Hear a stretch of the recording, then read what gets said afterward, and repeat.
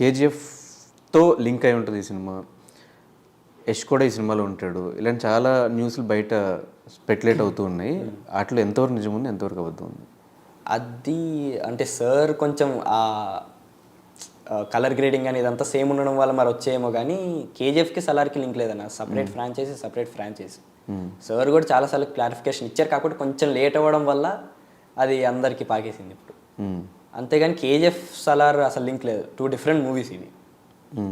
Only నీ shoot టైంలో లేవు, నీ షూట్ లేని టైంలో కూడా ఏమైనా సెట్స్కి వెళ్ళడం జరిగిందా? నా షూట్ లేని టైంలో అంటే ఇప్పుడు మా షూట్ డేస్కి మధ్యలో 1-2 డేస్ గ్యాప్ ఉంటే సో అలాంటప్పుడు వెళ్ళడం సెట్స్కి రిహార్సల్ చేయడం, లేదంటే జస్ట్ కూర్చోవడం అలా జరిగేది. కానీ అంటే మా షూట్ గ్యాప్లోనే జరిగేది ఇదంతా.